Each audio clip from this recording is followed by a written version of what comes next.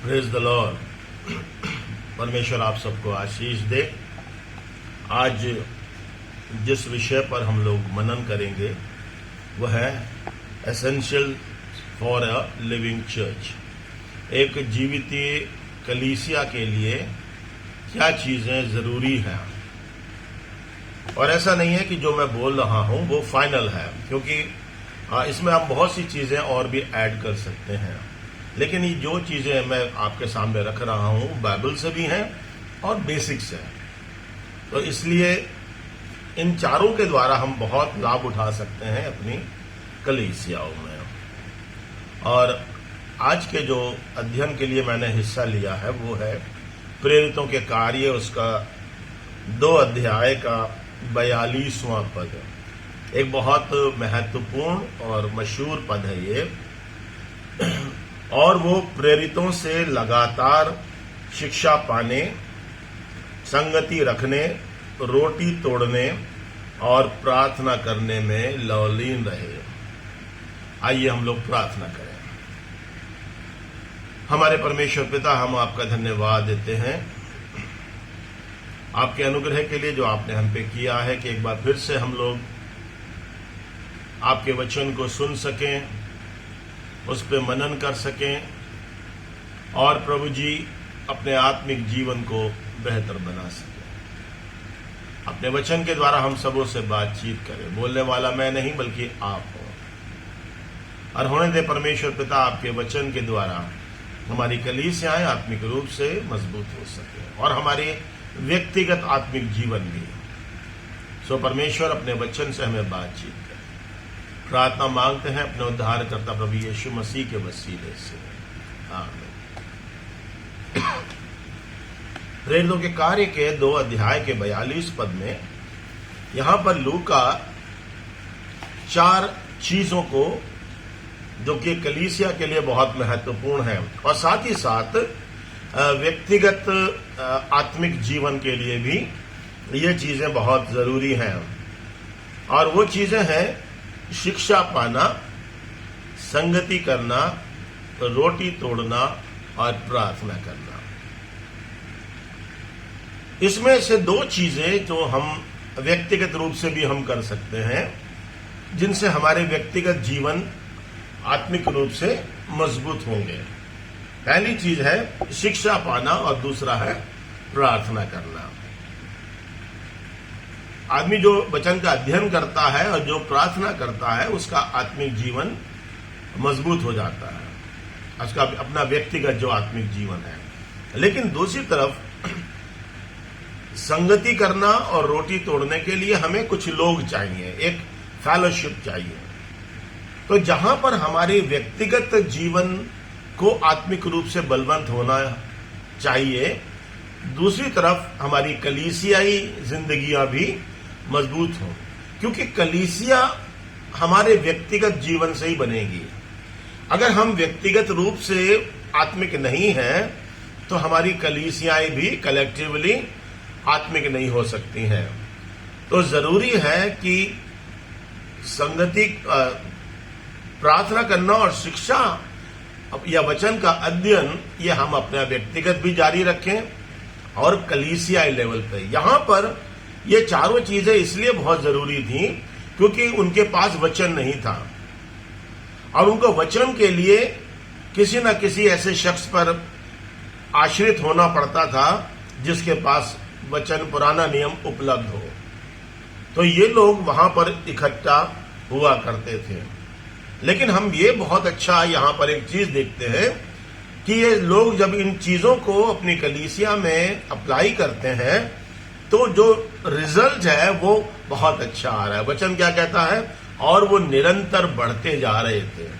इसका मतलब यह है कि शिक्षा पाना, संगति करना और रोटी तोड़ना और प्रार्थना करना, जब ये कलेक्टिवली और पर्सनली वो जब कर रहे थे, उसका जो आउटकम था, उसका जो रिजल्ट था वो बहुत अच्छा आ रहा था और लोग आत्मिक रूप से बढ़ रहे थे। तो इसलिए इन चीजों को करते रहना है, क्योंकि कलीसिया एक निरंतरता चाहती है, बढ़ते रहना है, कहीं रुकना नहीं है उसके अंदर, है ना। हमें आत्मिक जीवन में निरंतर बढ़ते जाना है। जहां पर ये सब चीजें किसी कलीसिया में बंद हो जाती हैं तो वो कलीसिया को मरने में भी समय नहीं लगता।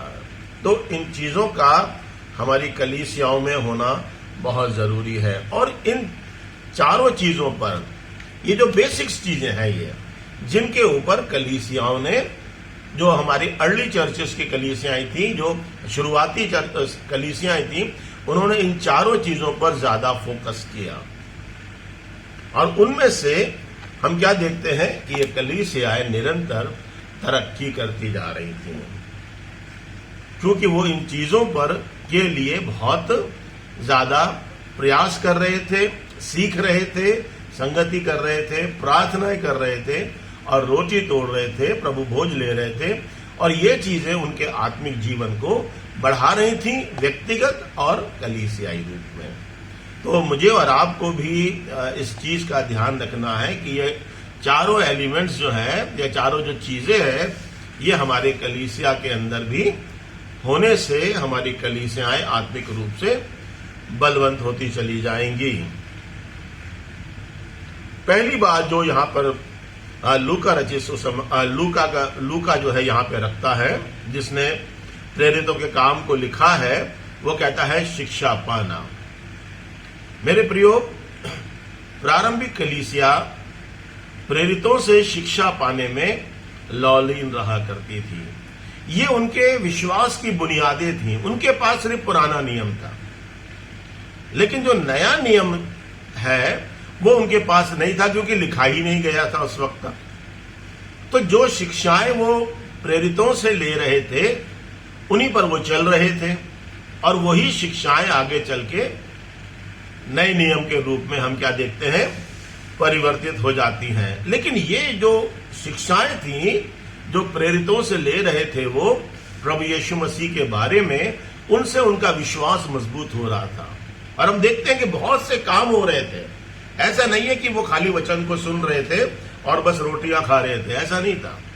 वो लोग मजबूत हो रहे थे विश्वास में। और वचन क्या कहता है? विश्वास सुनने से और सुनना मसीह के वचन से। ये लोग वचन को सुनते जा रहे थे और विश्वास में मजबूत होते चले जा रहे थे। हमारे पास तो आज नया नियम, पुराना नियम सब लिखा है, लेकिन उनके पास ऐसा नहीं था। लेकिन फिर भी जो भी उन्हें वचन मिल रहा था, वो उसमें स्ट्रांग होते चले जा रहे थे। तो मेरे प्रियो, जब हम वचन को पढ़ते हैं, परमेश्वर के वचन को पढ़ने से क्या हो जाता है? हमारी जो वैल्यूज हैं, या जो हमारे मूल्य हैं जीवन के, और अगर हम कुछ और शब्द कहें तो उसूल हमारे जो हैं वो बदल जाते हैं। अभी तक हम कुछ और तरीके से दुनिया को समझते, सीखते, बोलते रहते हैं, लेकिन जब हम प्रभु यीशु के वचन को अपने जीवन में लेते हैं, तो हमारी सोच, हमारी बातचीत, हमारे काम, हमारा एटीट्यूड या व्यवहार हमारा, वो सब बदलता चला जाता है। मैं और आप अपने सामर्थ्य से नहीं बदल पाते हैं। हमें बदलने के लिए प्रभु का वचन चाहिए। और इसीलिए जब प्रभु का वचन इनके पास पहुंचा, तो इनके जीवन जो है वो परिवर्तित हो गए। और परमेश्वर का वचन हमें उद्धार पाने में हमारी सहायता करता है, और ये सहायता करता है कि हम उद्धार में निरंतर बने भी रहें। ऐसा नहीं है कि हम खाली उद्धार प्राप्त करें और उसमें हम बढ़े ना, बल्कि उद्धार को प्राप्त करके और उद्धार में बढ़ते जाना है। क्योंकि उद्धार हमारे से छीना भी जा सकता है, शैतान उसको हमसे ले भी सकता है। तो इसलिए उद्धार को पकड़े रहना या उसको थामे रखना, ये मेरे और आपके लिए बहुत जरूरी है। दूसरी चीज जो बोलता है, वो कहता है संगति करना। संगति के लिए एक कम्युनिकेशन होना बहुत जरूरी है। हम लोग अक्सर एक खेल खेलते हैं कि 20, 25, 30 लोग खड़े हो जाते हैं और एक आदमी के कान में कुछ बोला जाता है और वो एक दूसरे को बोलते चले जाते हैं। जो बोला गया है पहले आदमी को, जब वो आखिर तक पहुंचता है तो वो कुछ का कुछ हो जाता है। तो कम्युनिकेशन जो है वो बहुत जरूरी है, और कलीसिया में तो बहुत जरूरी है। कलीसिया के अंदर हम लोग, अगर हम बाबुल की गुम्बद के विषय में हम लोग देखें तो वहां पर क्या था, उनका कम्युनिकेशन गड़बड़ा गया और वो अलग अलग हो गए। हमारी कलीसियाओं में जब हम लोग परमेश्वर की इच्छा को पूरा करने की बजाय अपनी इच्छाएं पूरी करते हैं तो क्या होता है, हमारा जो कम्युनिकेशन है वो गड़बड़ हो जाता है। कलीसिया में झगड़े लड़ाइयां ये शुरू हो जाता है, क्योंकि हमारे अपने एजेंडाज हैं, हमारी अपनी सोच है, हमारे अपने काम है, हमारी अपने एम्बिशंस हैं। हम चाहते हैं कि जैसा हम चाहे हैं वैसा ही हमारी कलीसिया जो है वो काम करे। लेकिन मेरे प्रियो, कलीसिया परमेश्वर की है, किसी की पर्सनल नहीं है। इसलिए हमें परमेश्वर की इच्छा को पूरा करने का प्रयास करना चाहिए, क्योंकि कलीसिया में जो कुछ भी हमारे अंदर या हमारी कलीसिया में जो परिवर्तन हो जाता है, और जब हम उसको बाहर संसार में लेके जाते हैं तो बहुत से काम होते हैं मेरे प्रिय।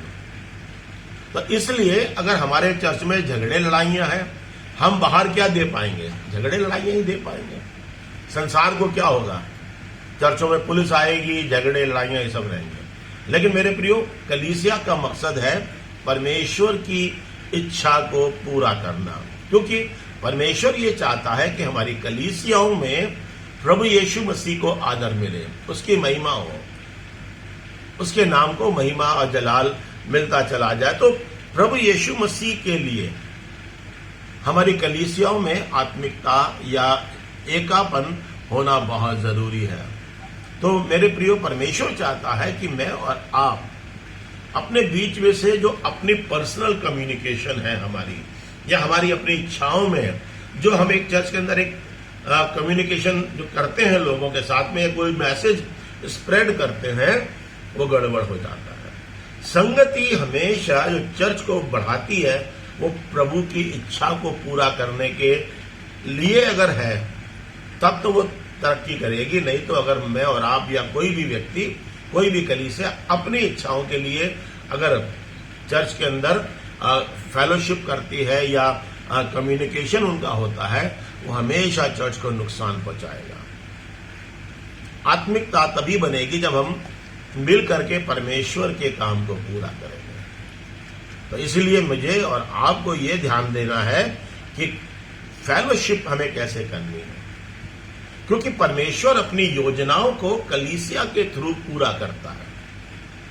और अगर कलीसिया में झगड़े लड़ाइयां रहेंगे और आपसी एकता नहीं रहेगी, फेलोशिप नहीं रहेगी, तो परमेश्वर का जो प्लान है वो भी अपने आप में क्या होगा? खराब हो जाएगा। तो परमेश्वर की योजनाओं को पूरा करने के लिए हमें पूरी तरह से परमेश्वर की इच्छा के अनुसार हमें अपने कम्युनिकेशन हमारा होना चाहिए, या हमारी जो संगति है वो किस बात पे संगति कर रही है। यहां पर जो संगति हो रही है वो काहे बात पे हो रही है? प्रभु में बढ़ने के लिए। वो लोग रोटी भी तोड़ते थे, प्रार्थना भी करते थे, शिक्षा भी पाते थे कलेक्टिवली, एक फेलोशिप में। तो फेलोशिप में लोगों के अपने पर्सनल जो है एजेंडाज नहीं थे वहां पे। उनका एक ही उद्देश्य था कि परमेश्वर का जो बदन है, यानी कि जो प्रभु के बदन है कलीसिया, वो बढ़ती चली जाए। तो उनका जो उद्देश्य है वो हमारे और आपके सामने स्पष्ट है। अगर मैं और आप इन उद्देश्यों के साथ में अपनी कलीसिया में हम फेलोशिप करते हैं तो मेरे प्रियो, जरूरी है कि हमारी कलीसियाएं निरंतर तरक्की करती चली जाएंगी। तीसरी चीज जो परमेश्वर का वचन मुझको और आपको बोलता है वो है रोटी तोड़ना। रोटी तोड़ने का मतलब प्रभु भोज है। ये लोग प्रभु भोज लिया करते थे। आज जो हमारी जैसे प्रभु भोज है उस समय में नहीं होती थी। उस समय में पूरा एक खाना होता था, लोग खाना खाते थे, बैठ करके फेलोशिप करते थे। और प्रभु यीशु मसीह के लहू और प्रभु यीशु मसीह के बदन, उसको वो अपने सम्मुख रखते थे और वो ये याद करते थे कि प्रभु ने हमारे लिए बलिदान दिया है, प्रभु ने अपनी मृत्यु के द्वारा हमें उद्धार दिया है। तो प्रभु के लहू और बदन को बहुत महत्व देने के लिए वो लोग, प्रभु की आज्ञा थी कि तुम जब भी इकट्ठा होते हो तो मेरे नाम से ये किया करो। तो जब भी वो इकट्ठा होते थे वो ये काम जरूर करते थे कि प्रभु भोज को लिया करे। और इसमें वो क्या याद करते थे कि इसमें प्रभु की मृत्यु के द्वारा हम प्रभु के साथ गाड़े गए, मारे गए, जिलाए गए। तो ये जो भोज होता था, ये जो रोटी तोड़ना होता था, वो प्रभु के मृत्यु और बलिदान के अलावा वो ये भी जानते थे कि हमारा भी जो है, हमारी भी मौत हुई है, हम भी प्रभु के साथ मारे गए, गाड़े गए, और अब हमें एक नए व्यक्तित्व के रूप में हमें काम करना है। वचन कहता ना, और नए जीवन की सी चाल चलो जिलाए जाने के द्वारा। तो जिलाए जाने से वो जानते थे कि अगर हम प्रभु के साथ जिलाए गए हैं तो हमें एक नए जीवन की चाल चलना है। लेकिन उस समय में भी बहुत से ऐसे लोग थे जो परमेश्वर के साथ नहीं चलते थे। अगर हम देखें पहला कुरिन्थियों के 11 अध्याय में 17 से लेकर के 30 पदों में, वहां पर भी बहुत से ऐसे लोग थे जो प्रभु भोज को बहुत गलत तरीके से लिया करते थे। और पौलुस कहता है कि मतलब बहुत से लोग मर गए हैं, बहुत से लोग बीमार हैं, उनके ऊपर परमेश्वर का दंड आया है क्योंकि उन्होंने प्रभु के बदन और लहू को की इंसल्ट की है। जो उसका तरीका है उससे नहीं लिया, उसकी जो संजीदगी है उसको नहीं उन्होंने मेंटेन किया, जिसकी वजह से परमेश्वर का जो दंड है वो उनके ऊपर आया है। उनके पापों का प्रायश्चित वहां पर होना बहुत जरूरी था। और इसीलिए परमेश्वर ने उनको बोला था कि चेलों को उन्होंने सिखाया कि आपने रोटी तोड़ना है, यानी कि प्रभु के लहू और बदन को आपने रिस्पेक्ट देनी है। आखिरी चीज जो यहां पर वचन कहता है वो है प्रार्थना करना।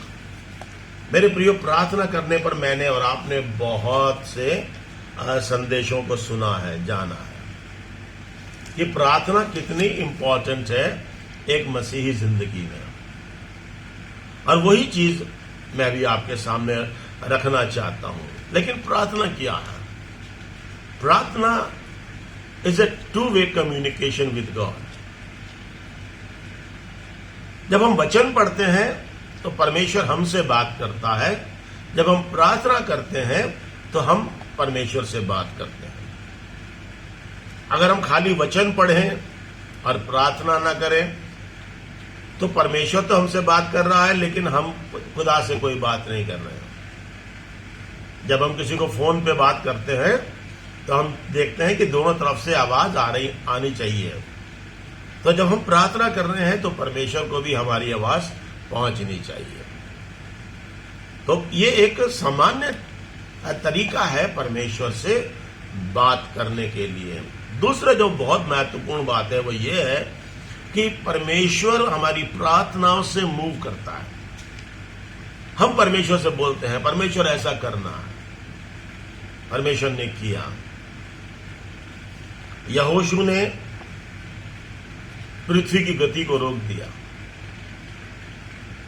मूसा के समय में लाल समुद्र 2 भागों में हो गया, यर्दन नदी 2 भागों में हो गई।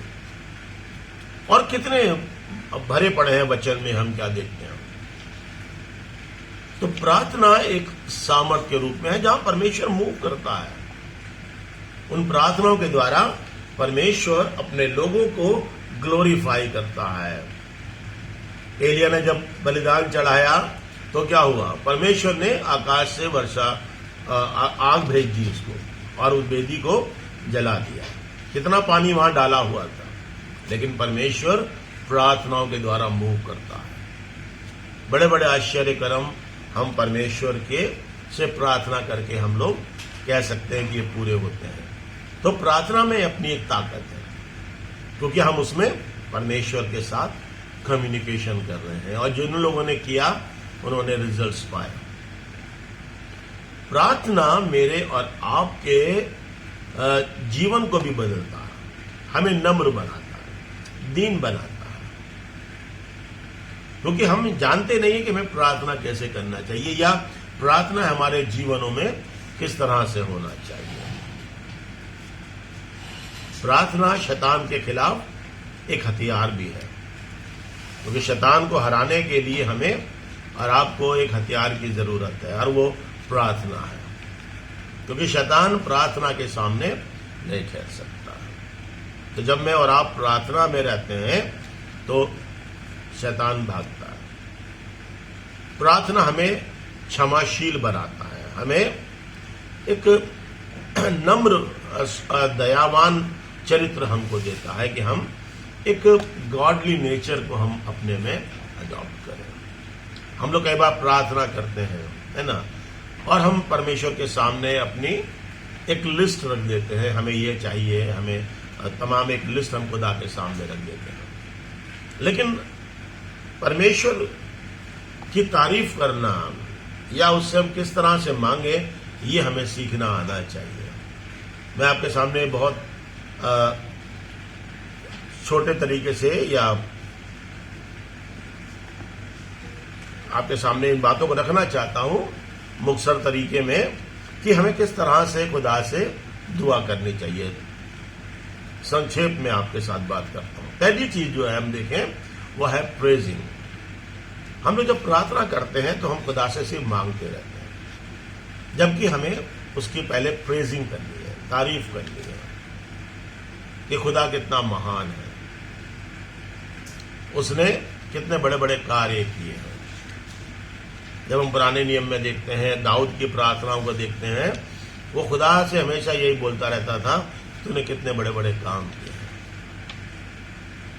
तो खुदा की तारीफ करना, हालेलुया, प्रेज द लॉर्ड करना, ये बहुत जरूरी है कि हम खुदा की हम तारीफ करें कि वो लायक है उन तारीफ के। दूसरी चीज है वो है थैंक्स गिविंग। जो खुदा ने हमें दिया है हम उसके लिए खुदा के नाम को धन्यवाद दें।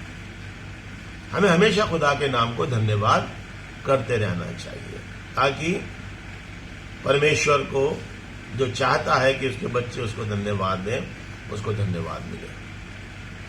तीसरी चीज है इंटरसेसरी प्रेयर्स या परहित निवेदन, दूसरों के लिए प्रार्थना करना। हम लोग अपने लिए प्रार्थना करना ज्यादा पसंद करते हैं बनिस्बत दूसरों के। मेरे प्रियो, हमें अपना एक रूटीन बनाना चाहिए कि जब हम प्रार्थनाएं करें तो पहले हम परमेश्वर की तारीफ करें, फिर जो परमेश्वर ने हमें दिया है उसके लिए हम धन्यवाद दें।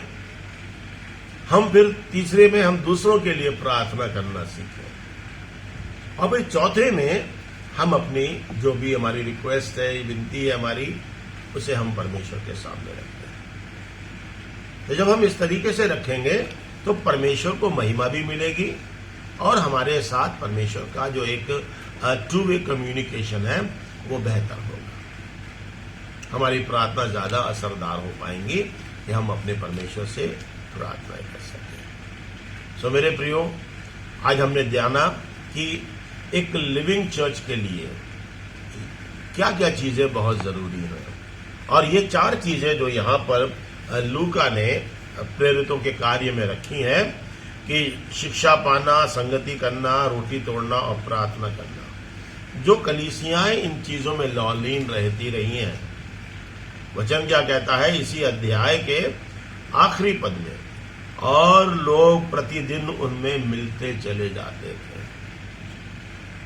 तो जब उन चारों चीजों को अपने में अप्लाई कर रहे हैं तो हम क्या देख रहे हैं कि चर्च तरक्की कर रहा है। अभी लॉकडाउन लगा हुआ है, लेकिन जब इसको खत्म होगा तो हम लोग कोशिश करें सब लोग अपने चर्चेज में इनके द्वारा अपने चर्च को आत्मिक रूप से बढ़ा सकें। आइए प्रार्थना करेंगे। प्रभु, धन्यवाद देते हैं आपके वचन के लिए जो आपने हमें दिया है कि किस तरह से हमारी कलीसियाएं आत्मिक रूप से मजबूत हो सकती हैं, और ये चारों एलिमेंट्स जो आपने हमें दिए हैं पिता, इनके द्वारा हम अपने कलीसियाओं को मजबूत करने के लिए प्रयास करें। अपने वचन के द्वारा हमें आशीषित करें, इस वचन पर अपनी आशीष करें, सुनने वालों को बहुत आय से आशीषित करें, ताकि वो हमेशा प्रभु यीशु मसीह में बढ़ते जाएं, अपने व्यक्तिगत आत्मिक जीवन में और कलीसियाई आत्मिक जीवन में वो मजबूत होते चले जाएं। तो परमेश्वर पिता, हर एक सुनने वालों को आप बहुत ऐसे आशीषित करें। प्रार्थना मांगते अपने उद्धारकर्ता प्रभु यीशु मसीह के वसीले से, आमीन। मेरे प्रियो, मेरी आपसे रिक्वेस्ट है कि अगर आपको ये वचन अच्छा लगता है तो मैं ये नहीं कहता हूं आप इसको लाइक करें या इस पर कोई कमेंट्स करें, लेकिन इसको ज्यादा से ज्यादा आप शेयर करें ताकि ज्यादा से ज्यादा लोग परमेश्वर के वचन को सुन सकें और उसका लाभ उठा सकें। प्रभु आप सबको आशीष दे, आमीन।